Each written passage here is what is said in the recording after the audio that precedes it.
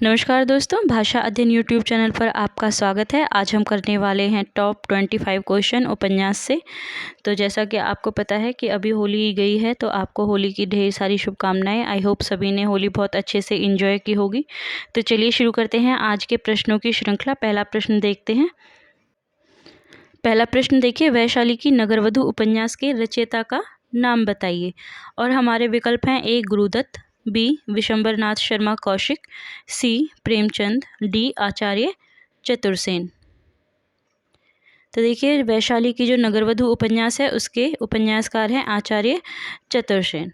ठीक है, वैशाली की नगरवधू चतुर्सेन जी ने लिखी है। और अगर चतुर्सेन जी के अन्य महत्वपूर्ण उपन्यासों की बात की जाए तो उनमें मंदिर की नर्तकी, नरमेध, अपराजिता, सोना और खून आदि भी महत्वपूर्ण है। ठीक है, इन्हें भी आपको याद रखना है। और एक अमर अभिलाषा, ये भी पूछ लिया जाता है।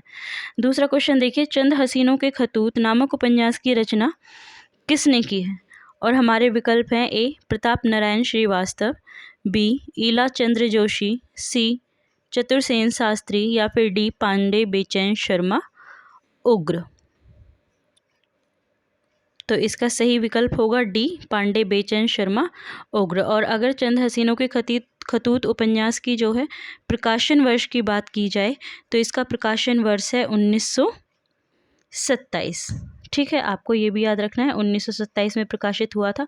अगर आप उपन्यास के साथ प्रकाशन वर्ष को याद कर लेते हैं तो ये समझ लीजिए कि आपके दो क्वेश्चंस तैयार हो जाते हैं। एक आपको उपन्यासकार का पता चल जाता है और दूसरा उसके प्रकाशन वर्ष का। ठीक है, और यही दो चीज़ें जो हैं नेट और एचटेट में पूछी जाती हैं। तीसरा क्वेश्चन देखिए, वैश्या वर्ग को अपने उपन्यासों की कथावस्तु का आधार बनाने वाला हिंदी का उपन्यासकार कौन है? और हमारे विकल्प हैं: ए चतुर्सेन शास्त्री, बी पांडे बेचैन शर्मा उग्र, सी कौशिक, या फिर डी ईला चंद्र जोशी, जिसने वैश्या वर्ग को जो है अपने उपन्यासों की कथावस्तु का आधार बनाया है। तो हमारा बी ऑप्शन है जो बिल्कुल सही हो जाएगा। पांडे बेचैन शर्मा उग्र जी के जो उपन्यास हैं उनके अधिकतर उपन्यासों की कथावस्तु का आधार जो है वैश्या वर्ग को बनाया गया है। ठीक है, पांडे बेचैन शर्मा जी की जो महत्वपूर्ण उपन्यास है उसमें एक तो हमने अभी पढ़ा चंद हसीनों के खतूत, ठीक है, जिसका प्रकाशन वर्ष 1927 था। इसके अलावा दिल्ली का दलाल, यह भी 1927 में ही प्रकाशित हुआ था। उसके अलावा बुधुआ की बेटी, जिसका प्रकाशन वर्ष 1928 है। इसके अलावा जीजा जी, फागुन के दिन, सरकार तुम्हारी आंखों में, ये सभी जो है पांडे बेचैन शर्मा उग्र के महत्वपूर्ण उपन्यास है। ये भी आपको याद रखना है। ठीक है, क्वेश्चन नंबर 4 देखिए, उग्र जी की परंपरा को विकसित करने वाले उपन्यासकार का नाम क्या है?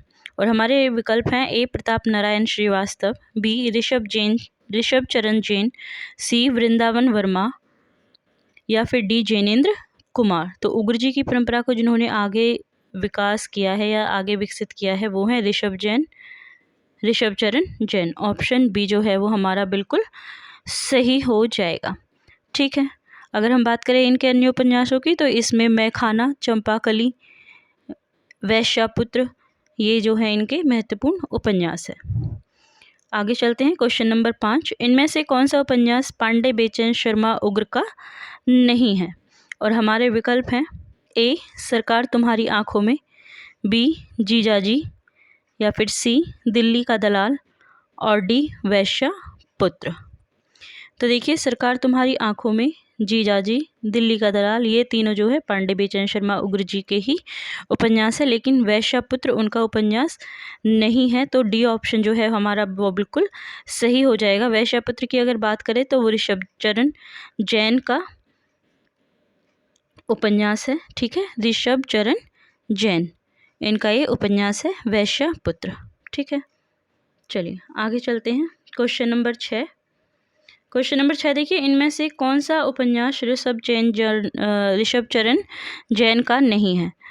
ए चंपाकली, बी दिल्ली का व्याभिचार, सी फागुन के दिन, या फिर डी दुराचार के अड्डे। तो इसमें देखिए, चंपाकली, दिल्ली का व्याभिचार और दुराचार के जो अड्डे हैं वो तीनों ही ऋषभ चरण जी के हैं, लेकिन फागुन के दिन जो उपन्यास है वो ऋषभ चरण जैन जी का नहीं है। ठीक है, वो किसका है? फागुन के दिन जो है वो पांडे बेचैन शर्मा उग्र जी का है। ठीक है, और अगर हम बात करें इसके प्रकाशन वर्ष की, तो फागुन के दिन का जो प्रकाशन वर्ष है वो है 1955। 1955 जो है इसका प्रकाशन वर्ष है, ये भी आपको याद रखना है। क्वेश्चन नंबर 7 देखिए, वृंदावन लाल वर्मा को आप किस वर्ग में रखेंगे? ए ऐतिहासिक उपन्यासकार, बी सामाजिक उपन्यासकार, सी प्रेम एवं रोमांचकारी उपन्यासकार, या फिर डी जासूस उपन्यासकार। तो देखिए, वृंदावन वर्मा जी जो हैं, वृंदावन लाल वर्मा, वो एक ऐतिहासिक उपन्यासकार थे।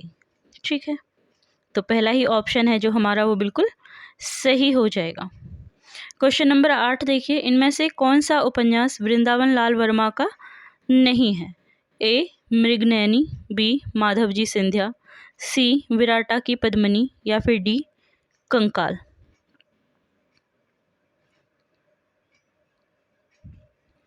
इसमें जो कंकाल है, ऑप्शन डी वो बिल्कुल सही हो जाएगा, क्योंकि ए बी सी जो है वो वृंदावन लाल वर्मा जी के ही उपन्यास हैं, लेकिन कंकाल जो है वो इनका उपन्यास नहीं है, बल्कि वो किसका उपन्यास है? वो उपन्यास है प्रसाद जी का। ठीक है, और अगर कंकाल के प्रकाशन वर्ष की बात की जाए तो 1929 में जो है इसका प्रकाशन हुआ है। क्वेश्चन नंबर 9 देखिए, अप्सरा, अलका, निरुपमा उपन्यासों के लेखक का नाम क्या है? और हमारे विकल्प है ए वृंदावन लाल वर्मा, बी सूर्यकांत त्रिपाठी निराला, सी बालकृष्ण भट्ट, या फिर डी जैनेन्द्र। इसमें बी ऑप्शन है जो बिल्कुल सही हो जाएगा। अप्सरा, अलका, निरुपमा जो है सूर्यकांत त्रिपाठा निराले जी की उपन्यास है। अगर सूर्यकांत त्रिपाठी निराला जी के उपन्यासों की बात करें तो इनके प्रकाशन वर्ष देख लेते हैं पहले। तो सबसे पहले अप्सरा और अलका, इन दोनों का प्रकाशन वर्ष जो है 1931 है। ठीक है, लेकिन जो निरुपमा है उसका प्रकाशन वर्ष 1936 है। ठीक है, चलिए आगे चलते हैं। Question number 10। क्वेश्चन नंबर 10 है, प्रेमचंद युगीन उपन्यासों के विषय में कौन सा कथन सत्य है? ए विषय वैविध्य एवं शिल्पगत नवीनता, बी सामाजिक समस्याओं का चित्रण, सी चरित्र चित्रण पर अधिक बल, डी उपयुक्त सभी। देखिए, आपको पता होगा कि प्रेमचंद के युग के जो उपन्यास हैं उन्हें सामान्य जीवन से जोड़ा गया था। ठीक है, तो उसमें विषय की जो विविधता थी वो भी थी, सामाजिक समस्याओं का चित्रण भी था, और चरित्र चित्रण पर बहुत अधिक बल दिया गया था। जैसे आप देखें गोदान में होरी है। ठीक है, ऐसे ही उनके आप किसी भी उपन्यास को देख लीजिए, उसके जो चरित्र है उसको काफ़ी महत्व दिया गया है बजाय कथा वस्तु के। ठीक है, तो इसमें तीनों ही ऑप्शन जो है वो बिल्कुल सही है, तो हमारा जो डी ऑप्शन है वो हमारा उत्तर हो जाएगा। क्वेश्चन नंबर 11 देखिए, प्रेमचंद के किस उपन्यास में हरिजन समस्या का चित्रण है? और हमारे विकल्प हैं ए सेवा सदन, बी कर्म भूमि, सी रंगभूमि, या फिर डी गोदान। तो देखिए, प्रेमचंद जी का जो कर्म भूमि है इसमें हरिजन समस्या का चित्रण किया गया है। और अगर इसके प्रकाशन वर्ष की बात करें तो कर्म भूमि कब प्रकाशित हुआ था? 1933 में प्रकाशित किया गया था। ठीक है, तो ऑप्शन बी हमारा बिल्कुल सही हो जाएगा। क्वेश्चन नंबर 12 देखिए, प्रेमचंद के किस उपन्यास को ग्रामीण जीवन एवं कृषि संस्कृति का महाकाव्य कहा गया है? और हमारे विकल्प हैं ए गोदान, बी प्रेमाश्रम, सी सेवा सदन, या फिर डी रंगभूमि।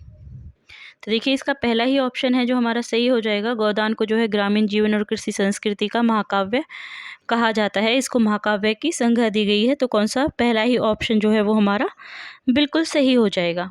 क्वेश्चन नंबर 13 देखिए, चौगाने हस्ती नामक उर्दू उपन्यास को प्रेमचंद ने हिंदी में किस नाम से लिखा है? और हमारे विकल्प हैं ए रंगभूमि, बी कर्म भूमि, सी गबन, डी प्रेमाश्रम। देखिए, प्रेमचंद जी जो थे वो पहले उर्दू में लिखते थे रसा नाम से। ठीक है, बाद में उन्होंने हिंदी में प्रेमचंद के नाम से लिखना शुरू किया था। तो उनके जो उर्दू में लिखी गई कुछ रचनाएं थी उन्होंने स्वयं ही उसका हिंदी में अनुवाद किया है। तो उसी तरह से जो चौगाने हस्ती उनका उर्दू का उपन्यास है, उसको प्रेमचंद जी ने हिंदी में लिखा है, किस नाम से? रंगभूमि के नाम से। तो पहला ही ऑप्शन जो है वो हमारा बिल्कुल सही हो जाएगा। रंगभूमि जो है चौगाने हस्ती का हिंदी अनुवाद है। और अगर हम बात करें रंगभूमि के प्रकाशन वर्ष की, तो ये कब प्रकाशित हुआ? 1925 में। ये भी आपको याद रखना है। ठीक है, चलिए आगे चलते हैं। क्वेश्चन नंबर 14, इनमें से कौन मनोविश्लेषणवादी उपन्यासकार है? ए जैनेन्द्र, बी वृंदावन लाल वर्मा, सी फणीश्वरनाथ रेणु, डी जयशंकर प्रसाद। तो देखिए इसमें जो है जैनेन्द्र जी जो हैं वो मनोविश्लेषणवादी उपन्यासकार माने जाते हैं। ठीक है, और फणीश्वरनाथ रेणु जी जो है वो आंचलिक उपन्यासकार माने जाते हैं।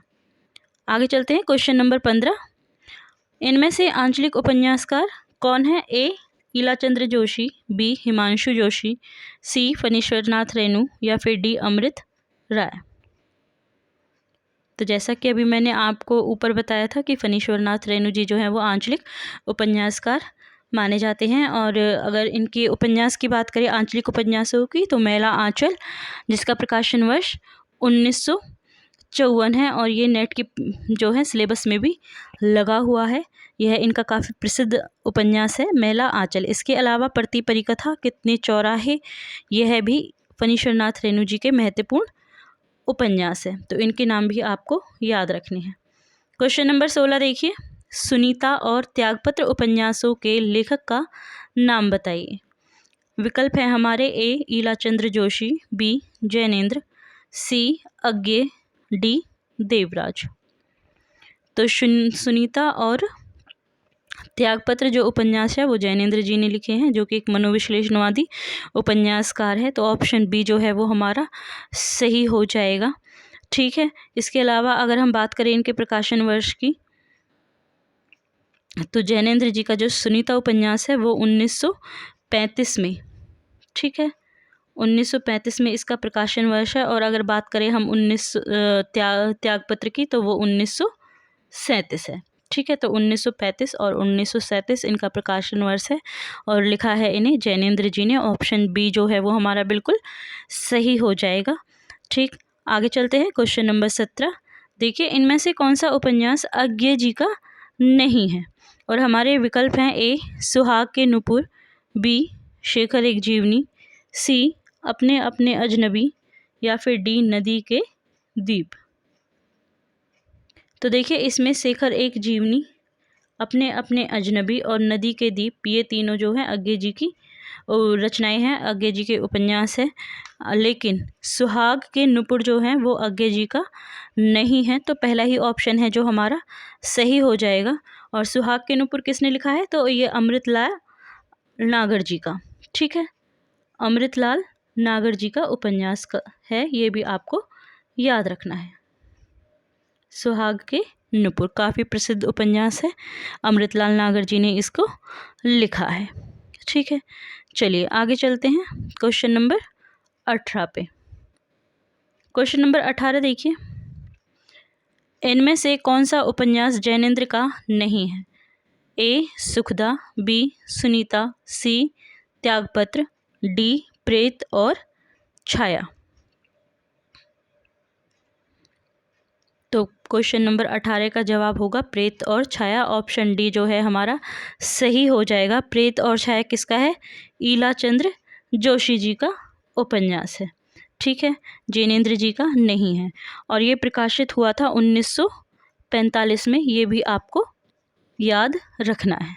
ठीक है, क्वेश्चन नंबर 19 देखिए, इनमें से कौन सा उपन्यास ईलाचंद्र जोशी का नहीं है? और हमारे विकल्प हैं ए जहाज का पंछी, बी व्यतीत, सी पर्दे की रानी, या फिर डी ऋतु चक्र। तो इसमें जो ऑप्शन बी है वो हमारा सही जवाब हो जाएगा, क्योंकि व्यतीत उपन्यास जो है वो ईलाचंद्र जोशी जी ने नहीं लिखा है, बल्कि किसने लिखा है? वो लिखा है जैनेन्द्र जी ने। ठीक है, जैनेन्द्र जी ने लिखा है, और इसका प्रकाशन वर्ष 1953। तो इस तरह से 19 का जो जवाब होगा वो होगा ऑप्शन बी, व्यतीत जैनेन्द्र जी ने लिखा है 1953 ईस्वी में। क्वेश्चन नंबर 20 देखिए, निम्नलिखित उपन्यासकारों में से कौन सा उपन्यासकार मार्क्सवाद से प्रभावित नहीं है। ठीक है, आपको बताना है जो मार्क्सवाद से प्रभावित नहीं है, और हमारे ऑप्शन है ए यशपाल, बी राहुल साकृत्यायन, सी जैनेन्द्र, या फिर डी अमृत लाल।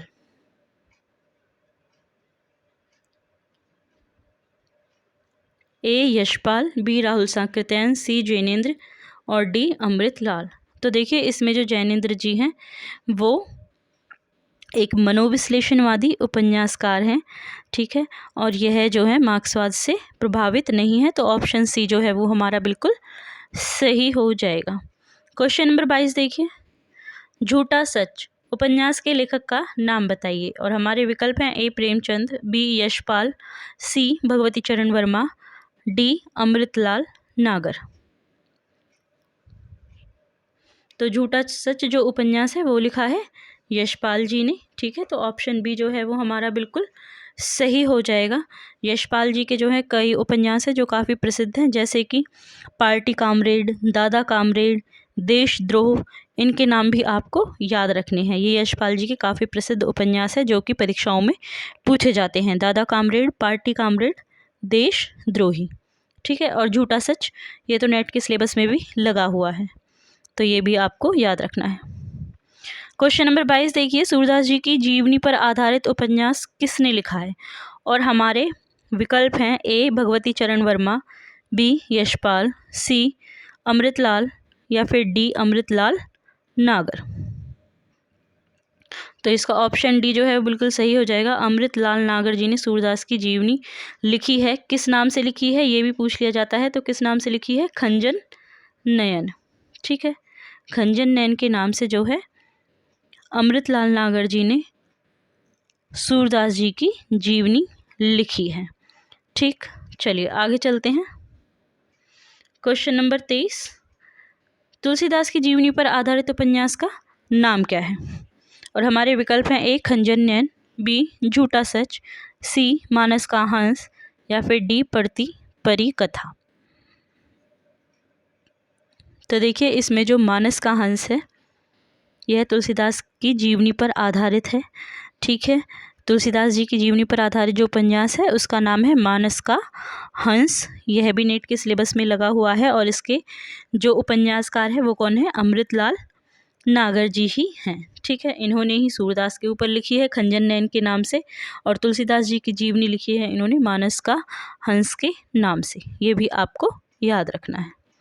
ठीक है, क्वेश्चन नंबर 24 देखिए, इनमें से कौन सा कथन आंचलिक उपन्यास के लिए सत्य है, और हमारे विकल्प हैं ए इनमें किसी विशेष अंचल का चित्रण होता है, बी अंचल विशेष के रीति रिवाज, रहन सहन, मेले, उत्सव चित्रित होते हैं, सी आंचलिक भाषा में प्रयुक्त शब्दावली, मुहावरे आदि होते हैं, और डी उपयुक्त सभी।